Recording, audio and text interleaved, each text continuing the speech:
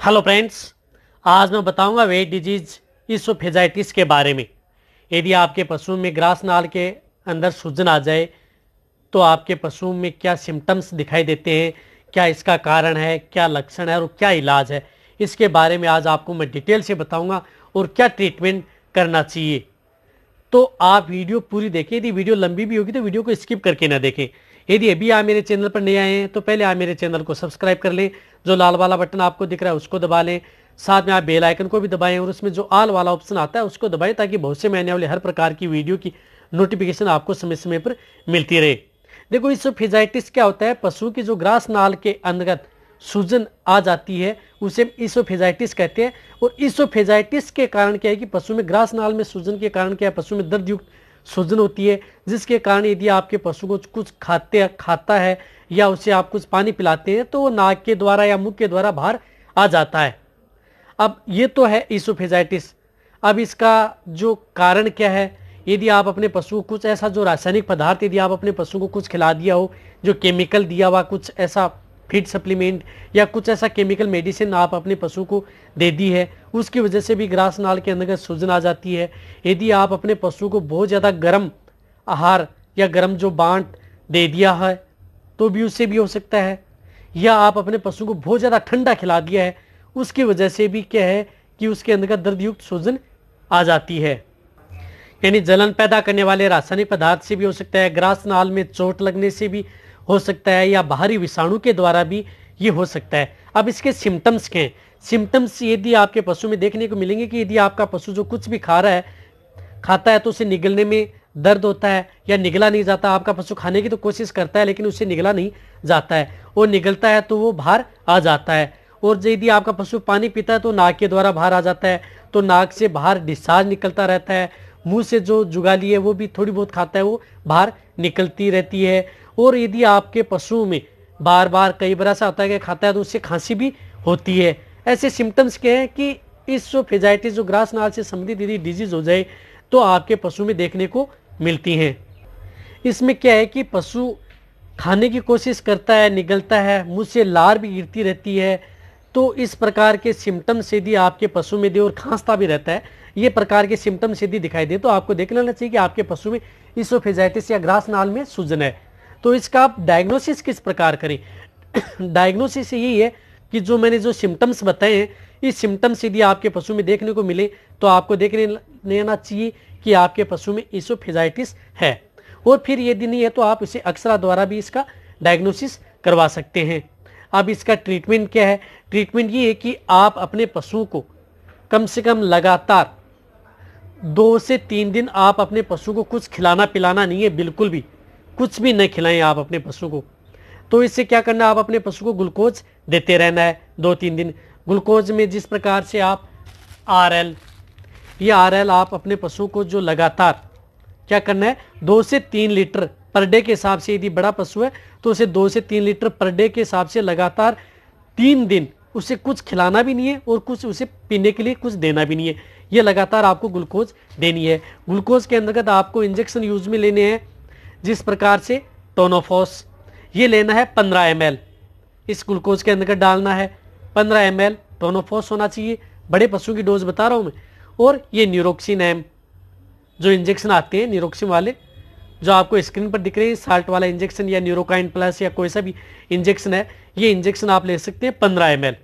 ये दोनों इंजेक्शन आपको ग्लूकोज के अंदर डालकर लगातार 3 दिन आपकी जो गाय व भैंस है इस रोग से, तो उसको आपको देना ही देना है। अब इसमें क्या है कि आपके पशु में जो सूजन होती है, सूजन होने की वजह से कई बार क्या है कि इन्फेक्शन भी हो सकता है। इसके बचाव के लिए हमें लेनी पड़ेगी एंटीबायोटिक इंजेक्शन। तो एंटीबायोटिक इंजेक्शन के तौर पर हम लेते हैं जिस प्रकार ये इंजेक्शन है मॉक्सल, एमोक्सिसिलिन, क्लोक्सासिलिन एंड जो सल्बाक्टम आता है या सोडियम आता है, ये इंजेक्शन एंटीबायोटिक आपको लेनी है। ये इंजेक्शन बड़ा पशु है तो उसे 4 ग्राम लगातार 3 दिन यूज में लेनी है। एंटीबायोटिक इंजेक्शन लेना है। एंटीबायोटिक इंजेक्शन के साथ साथ ही आपको लेना है सीपीएम, क्लोरफेनिरमाइन मेलेट। ये इंजेक्शन आप बड़े पशु में 10 ml इंट्रामस्कुलर आपको उपयोग में लेना है, जिस प्रकार से कैडिस्टिन है। और जो मैं ये इंजेक्शन बता रहा हूँ, यदि आपके पशु में जो दर्द हो रहा है तो इसके बचाव के लिए आपको लेना है जिस प्रकार से फ्लूनिक्सिन मेग्लूमाइन साल्ट वाला कोई भी इंजेक्शन हो, जिस प्रकार से विरबेक का है मेग्लोडाइन, ले लेना है बड़ा पशु में 15 से 20 ml इंट्रामस्कुलर या इंट्राविनस। ये इंजेक्शन आपको लगातार 3 दिन आपको उपयोग में लेने। लेकिन जो जितने भी मैंने आपको ये इंजेक्शन बताए हैं, ये सिर्फ और सिर्फ पशु चिकित्सक की देखरेख में ही आपको उपयोग में लेने हैं। अब आप अच्छी तरह से समझ गए कि क्या ट्रीटमेंट करना है।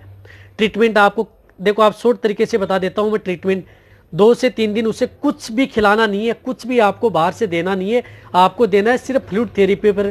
फ्लूइड थेरेपी के तौर पर आपको ग्लूकोज RL देना है लगातार 3 दिन, पर डे के हिसाब से 2 से 3 लीटर ये देना है। उसके अंतर्गत आपको जो इंजेक्शन न्यूरोक्सिन और टोनोफोस वो लेने ही लेने हैं, ताकि उसकी एनर्जी बनी रहे और आपके पशु को भूख भी न लगे और आपका पशु कमजोर भी ना हो। इसलिए वो इंजेक्शन आपको लेने हैं। रही बात आपको एंटीबायोटिक इंजेक्शन वो लेने हैं, और एनाल्जेसिक जो इंजेक्शन है फ्लूनिक्सिन मेग्लोमाइन, वो इंजेक्शन आपको उपयोग में लेना है। यदि आपके पशु में इसोफेजाइटिस है, ग्रास नाल में यदि सूजन है, उसकी वजह से आप कई बार ऐसे देखने को मिलता है पशु में, जो आपका पशु कुछ खाने की कोशिश कर रहा है, निगलने की कोशिश कर रहा है, कुछ उठाता है लेकिन खाया नहीं जाता, मुंह से बाहर गिरता रहता है। यदि इस प्रकार के सिम्टम्स दिखाई दें तो आप उसे देख लेना चाहिए कि आपके पशु में खाने में दिक्कत है। तो आप इस प्रकार का यदि ये ट्रीटमेंट करेंगे तो मैं 100% कहता हूं कि आपका पशु एकदम ठीक हो जाएगा। यदि आपके पशु में इसोफेजाइटिस, ग्रास नाल से संबंधित यदि डिजीज है तो। यदि किसी भी डिजीज का यदि आप ट्रीटमेंट करते हैं, मैं बार बार कहता हूं, उसका डायग्नोसिस आप अच्छी तरीके से करें। यदि आपने डायग्नोसिस अच्छी तरीके से कर लिया तो आपको लंबा ट्रीटमेंट करने की कोई आवश्यकता नहीं है। आपका पशु थोड़ी डोज में आपके पशु में रिजल्ट मिलने वाला है, ये आप देख सकते हैं। ऐसा नहीं है कि कई बार हम ऐसा देखते हैं कि किसी में डायग्नोसिस नहीं हो पाता है तो पशु में कई बार हम बहुत से ऐसे इंजेक्शन लगा देते हैं कि पता नहीं कौन सा डिजीज होगी। तो इस प्रकार आप डायग्नोसिस करना आप अच्छी तरह से समझे। डायग्नोसिस तभी होता है जब आप उस पशु के सिम्टम्स अच्छी तरह से जान जाएं कि इस पशु में किस प्रकार के सिम्टम्स हैं। यदि आपको मेरी वेट डिजीज पर यदि मेरी वीडियो अच्छी लगती है तो नीचे जाके आप कमेंट में लिखें। मेरी वीडियो को आप अपने दोस्तों के साथ, पशुपालकों के साथ और मेरे जितने भी वेटरनरी स्टूडेंट हैं उनके साथ आप इस वीडियो को जितना हो सके शेयर भी करें। और एक जो मेरा नया चैनल है विजेंद्र वेट केयर, उसका लिंक आपको डिस्क्रिप्शन में मिल जाएगा। उस चैनल को भी आप सब्सक्राइब जरूर कर लें। उस चैनल पर भी बहुत अच्छी वीडियो आने वाली है। और मेरी वीडियो को जितना हो सके शेयर करें और मेरी वीडियो को आप लाइक करें। आपके एक लाइक से मेरे को मोटिवेशन मिलता है और मैं आपके लिए अच्छी सच्ची और नॉलेजेबल वीडियो आपके लिए हर समय ऐसे लाता रहूंगा। यदि आपने अभी भी मेरे चैनल को सब्सक्राइब नहीं किया तो जो नीचे लाल वाला बटन आपको दिख रहा है सब्सक्राइब वाला, उसको भी दबा लें।